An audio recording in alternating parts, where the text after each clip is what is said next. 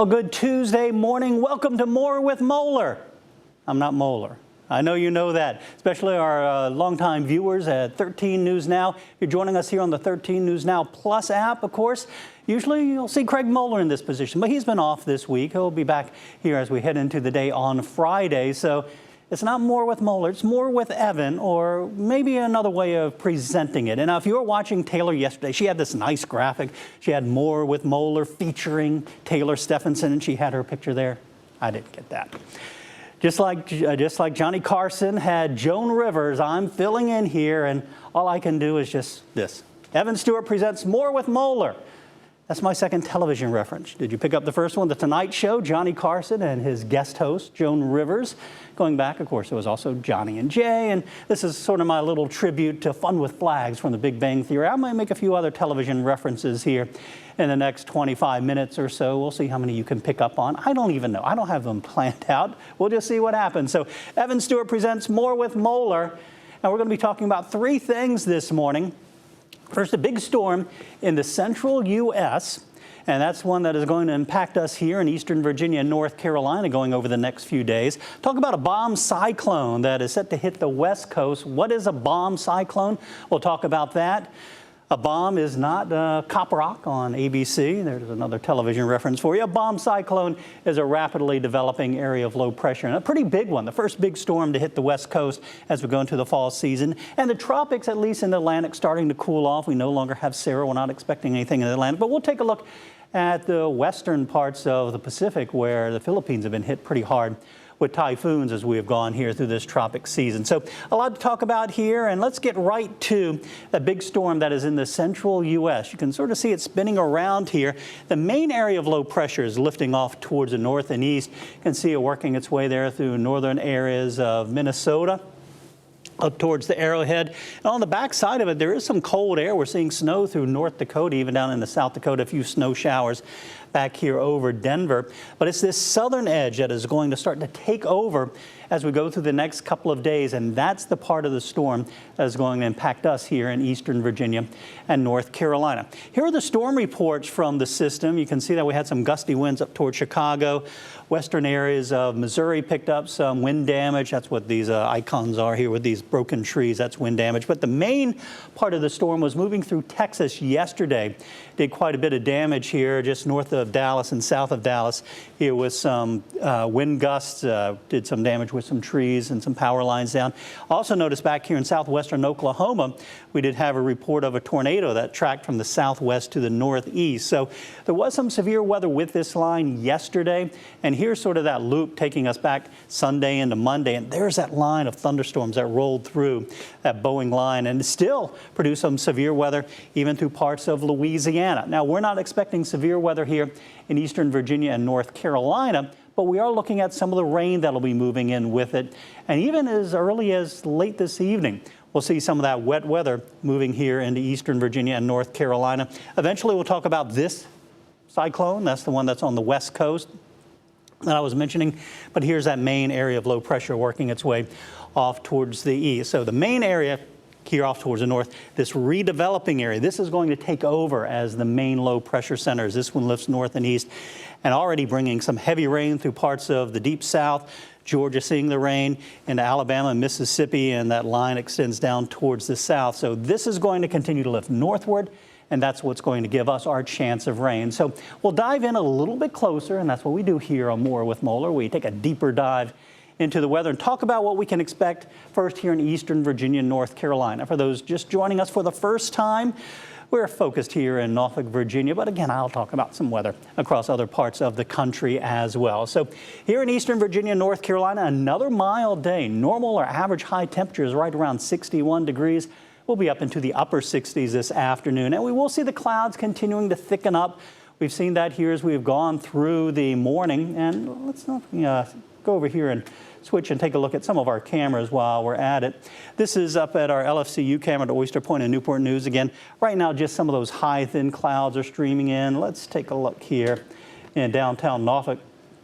And again, still fairly sunny as we start things off this morning. Some of those high, thin clouds are out there, but they'll be thickening up here as we go through the day today. Those high clouds will start to thicken and lower as we go through the afternoon and into the evening. Again, temperatures in the upper 60s to near 70 degrees. And then notice as we head towards 11 o'clock, start to see a few showers popping up. This is not going to be a drought-busting rain event. We're still in a drought situation here in eastern Virginia, North Carolina, as is much of the country dealing with the drought. And we did have some rain a few days ago that helped with the situation, but this will be another system that will not bust the drought, but it will certainly be some welcome rain that moves in. So here's this evening, temperatures still mild in the upper 50s to around 60 degrees. And notice as we go through the overnight and into tomorrow morning, this is 6 a.m. likely tracking another batch of rain, especially right along the state line. So the first batch will be a little bit farther to the north. This next batch, which looks to be a little bit heavier, will be along the state line here, moving through the south side of Virginia, northeastern North Carolina through the morning. And there will be breaks in the rain. So it's not going to be an all-day rain on Wednesday. We will see maybe even a little bit of sunshine trying to break through the clouds, but another mild day. Temperatures back up in the mid to upper 60s. And generally, we're looking at about a ½ inch of rain, give or take. If we get a heavier downpour like Futurecast is trying to show, there could be a little bit more. So that's what the main part of the system as we go into Wednesday afternoon. And then Wednesday evening, notice a little bit of a lull. And here's the cold front right through here. Now, a lot of times when we have one of these potent cold fronts come through, we'll see showers and thunderstorms with them. We're not expecting much in the way of thunderstorm activity with this front. There's not a lot of instability in the atmosphere. The models really aren't keying on any of that. I wouldn't be surprised if there's a rumble of thunder as we go into late Wednesday evening and Wednesday night as the front moves through. I think those odds are fairly low. But the main thing to notice here, even Wednesday at 11 o'clock, temperatures still in the 60s. Watch what happens as this cold front moves through. Rain moves out and temperatures plummet. Skies will clear as we go into Thursday morning, but look at these temperatures in the 40s. And we won't get much warmer than that during the afternoon. High temperatures only in the mid-50s. And there will be a chance as we go into later Thursday afternoon with a lot of that cold air in the upper parts of the atmosphere that we start to see a few more clouds bubble up. And I think that's what Futurecast is showing here. Wouldn't even be surprised at an isolated sprinkle. There's about a 20% chance of rain in that forecast for Thursday. Again, not looking at a widespread area of rain, but we could see a quick little sprinkle as we go into Thursday evening as sort of that upper level energy finally clears out, and that'll lead to another chilly day on Friday with temperatures in the 50s as well. So that's sort of the local forecast breakdown here across eastern Virginia and North Carolina. And now I want to talk about what's going on out here in the West Coast. Of course, it's not uncommon as we get here into the fall and start to transition into winter to see these big areas of low pressure start to develop here. A lot of times we get these Aleutian lows here off the Aleutians of Alaska. We see these big storms that start to develop back here across parts of the eastern Pacific, moving into the Pacific Northwest. And that's what we have, our first big storm system that is affecting the Northwest. And it is what we call a bomb cyclone. Now, again, what is a bomb cyclone? Well, my coworker, Chief Meteorologist Tim Pandages, has a little bit more on what a bomb cyclone is and what is bombogenesis. Bombogenesis, one of the more fun meteorological terms that we get to throw around as scientists talking about storms. But when you hear that word, what exactly does it mean? We see this term looped in a lot of the time with developing nor'easters that lead to New England blizzards in the wintertime. A large temperature gradient leads the storm to undergo rapid intensification. The storm is pulling in cold air from the north, which is interacting with still warm ocean temperatures. This gradient drives the storm to deepen and intensify. The buzzword that you've probably heard is bomb cyclone. This is a storm that has or is currently undergone bombogenesis or rapid intensification. Now, not just any storm can garner the title bomb cyclone. There are criteria that must be satisfied first. The storm's central pressure must deepen or drop 24 millibars or more in 24 hours time. When this occurs, you can bet the storm will be impactful. These storms are capable of very heavy rain or snow and can be accompanied by nearly hurricane-force wind gusts. Bomb cyclones are not unique to any one time of the year. However, they seem to be most common from October through March, the winter months. These storms are also becoming a bit more frequent thanks to warmer ocean temperatures lingering later into the winter, clashing with intense Arctic cold outbreaks. Bomb cyclones can be quite fascinating to watch evolve just off our coasts and Hampton Roads, and have been responsible for some of the more impactful winter storms locally. For 13 News Now, I'm Chief Meteorologist Tim Pandages. And of course, Tim was talking about the East Coast, where we get these bomb cyclones off the Northeast and New England here and through the Mid-Atlantic. We're talking about the West Coast, which can get them too. And again, bomb cyclones can be anywhere in the world. But as Tim mentioned, typically they get into the winter months when we start to see these more dramatic changes in temperature. So we have one area of low pressure that's spinning out here, more of an Aleutian low, and then we have this next cyclone that is developing here off the coast of Oregon and Washington. So this is a look at the American model, the GFS. You hear us always talking about the different models, especially when it comes to hurricanes. We have the European, we have the American. Not really much difference between the two in regards to this system. And these yellow lines, these are isobars, and you heard Tim mention that you have to have the pressure drop 24 millibars in 24 hours. So millibars are what meteorologists use for pressure. Of course, if you watch our local news, we'll oftentimes talk about the pressure in terms of inches of mercury, the barometric pressure or the barometer is falling or the pressure is holding steady. So we use millibars, and standard atmospheric pressure, 1013 millibars, which translates to 29.92-ish inches of mercury. So the main thing to remember when the inches of mercury drops, when the pressure goes down, whether it's millibars, whether it's pascals, which we use, whether it is inches of mercury, deepening or lowering pressures indicate strengthening systems. So that's what we have here. And these lines here are isobars. They're lines of constant pressure. So it kind of gives us a topographical map of what's going on in the atmosphere with regards to pressure. So the more lines you see and the closer packed they are, the stronger the system and the stronger the winds around it.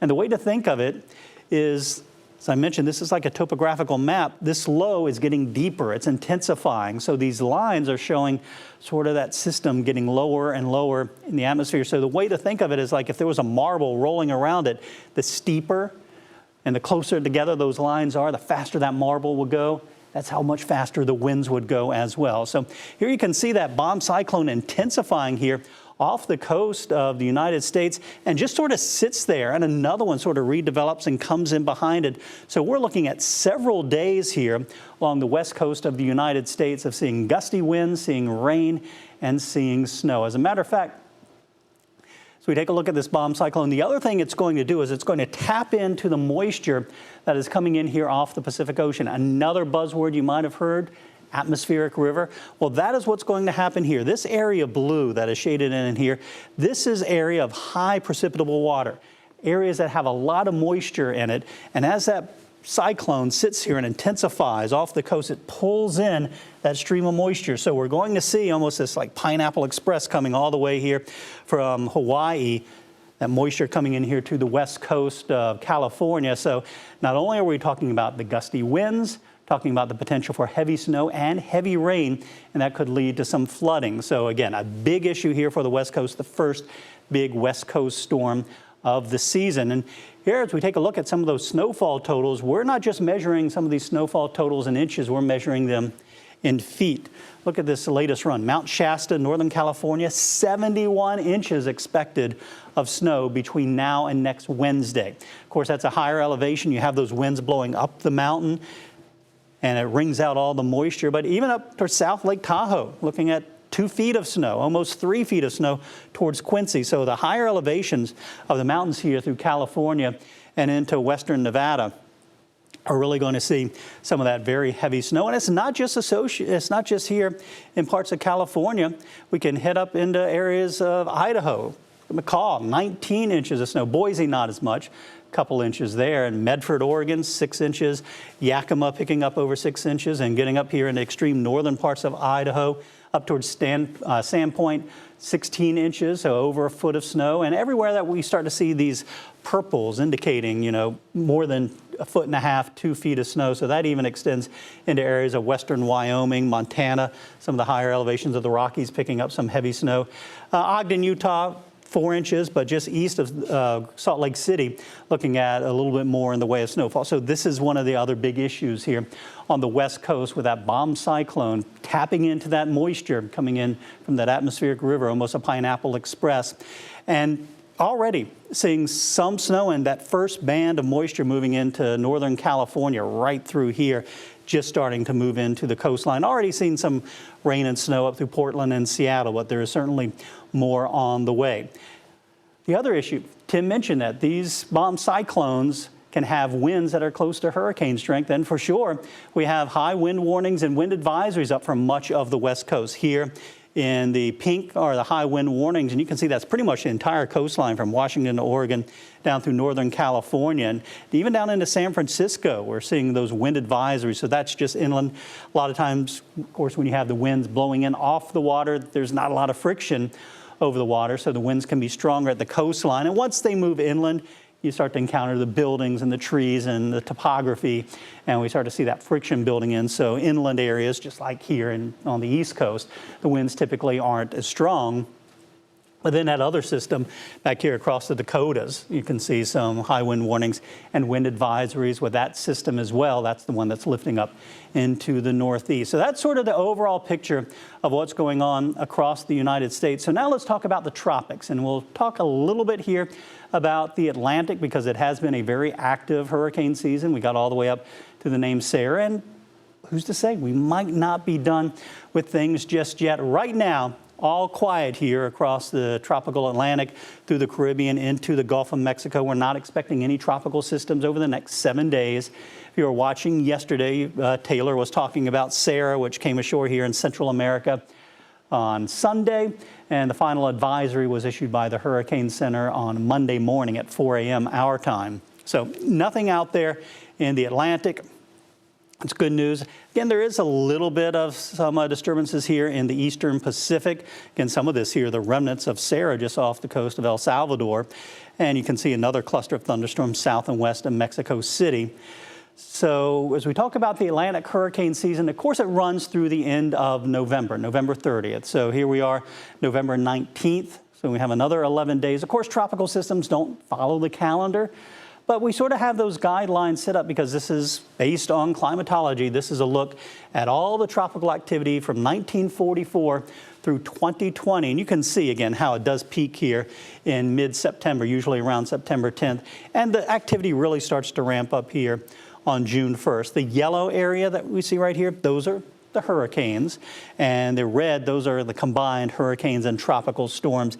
And again, you can see that peak really does fall here between June 1st and December 1st. So the hurricane season officially ends November 30th, but we have seen activity into the month of December. We've even seen tropical activity in the month of January, and the Gulf of Mexico is still primed with very warm air. So I wouldn't be surprised, it wouldn't be out of the question to see some kind of tropical development into the month of December. It's not unheard of, it's not common, but it's not unheard of. And as we take a look at where a lot of the November tropical systems develop and build, there are quite a few areas. The first down here, as you would expect, through the Gulf of Mexico. Of course, this isn't too far of where Sarah formed, and this could impact areas of Cuba and southern Florida.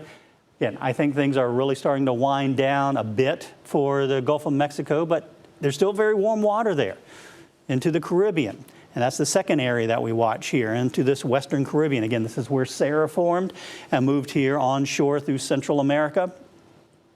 Second area that we're watching, again, there's the potential there with a lot of warm water. Water temperature still in the upper 80s, close to 90 degrees in some spots. So this could be another breeding ground for tropical systems. And the other area, again, that moves off towards the north. The other areas out here off the Bahamas and the coast, these are more of our homegrown systems. The thing is, as we get into November and certainly into December, we start to see these big fronts. You saw the big storm system in the middle part of the country that I was talking about that is going to drop our temperatures.